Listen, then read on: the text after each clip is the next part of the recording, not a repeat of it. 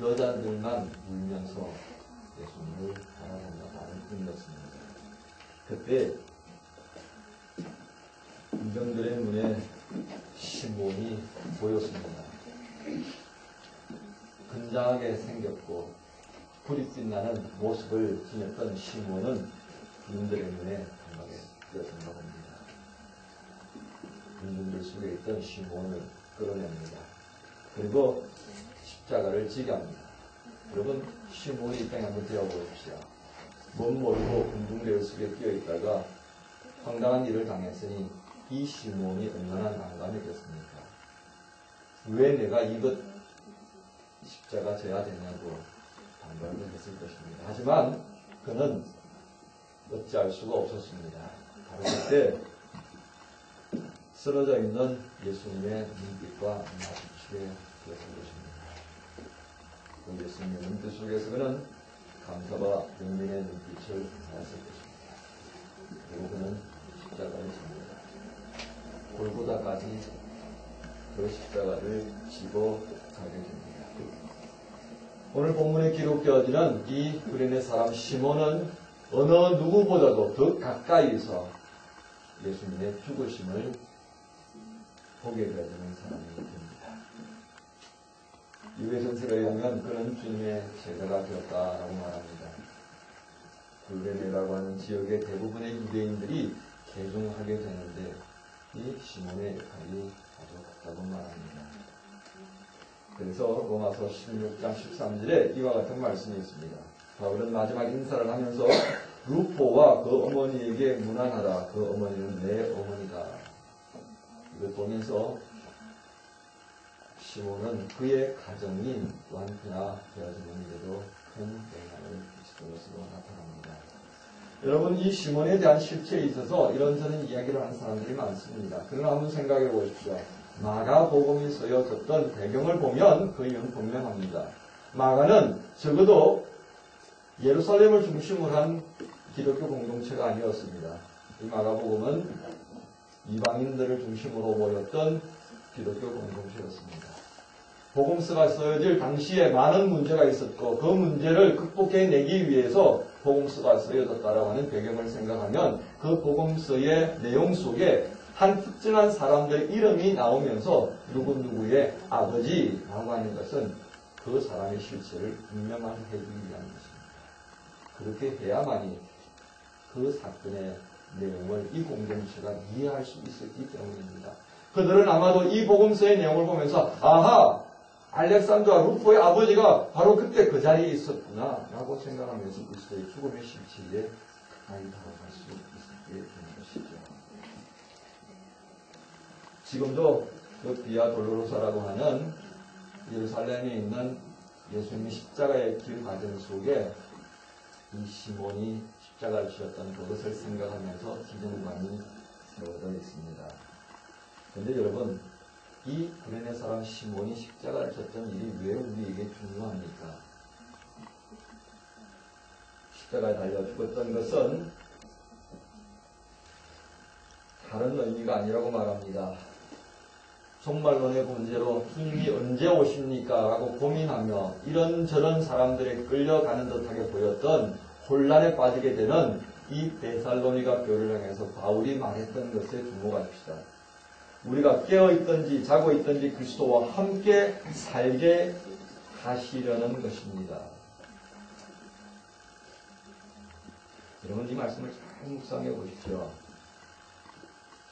우리가 깨어있든지 자고 있든지 그리스도와 함께 살게 하시려는 것입니다. 여러분, 앞 시간에 저는 이 우리라고 하는 존재가 누구인가를 말씀드렸습니다.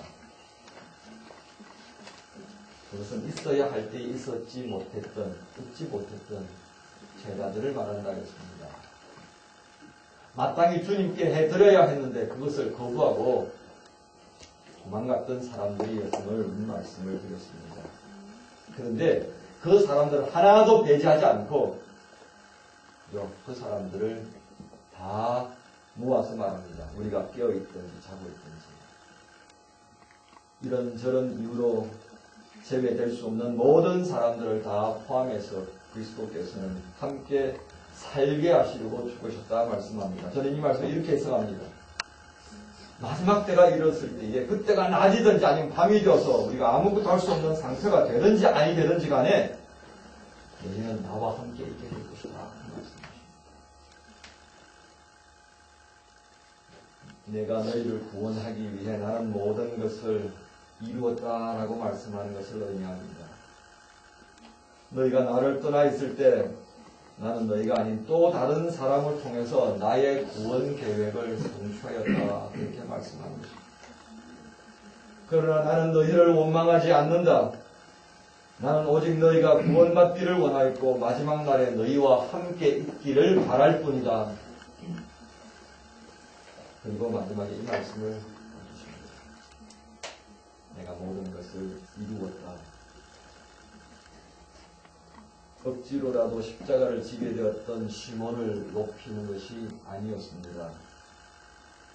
아무 공로 없는 우리 모두를 향해서 너희가 다 그렇게 제 갈 길로 갔을 때 나는 이 시몬이라고 하는 사람을 통해서도 내가 가려고 했던 그 길들을 다 이루었다. 말씀하십니다.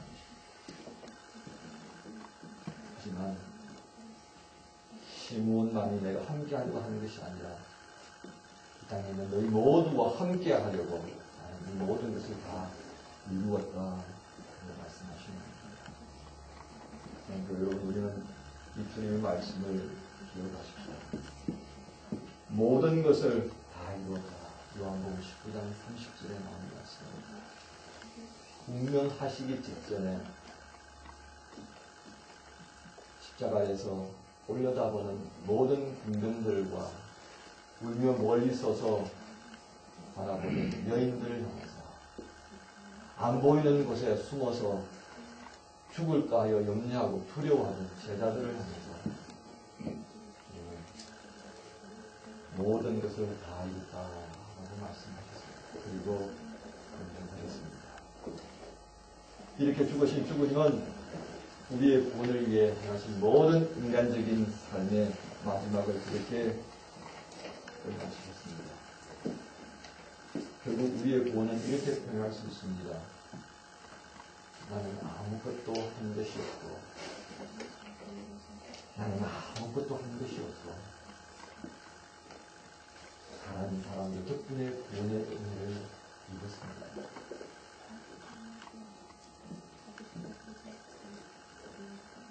여러분, 우리가 이 은혜를 어떻게 감당해야 하겠습니까? 우리가 이 은혜 갚을 일을 생각하면 떠오르는 한 사람이 있습니다. 베드로입니다. 어느 날 베드로는 네로 황제 박해를 피해서 로마 시내를 벗어나 도망길을 오릅니다. 한참 길을 가는데 그 앞에 왜 낯익은 사람이 오는 것을 보았습니다. 가까이 다가갔을 때 그는 깜짝 놀랐습니다. 그분은 여러분들이 아는 것처럼 예수 그리스도셨습니다. 황망해하며 베드로가 말합니다. 주님 어디로 가십니까?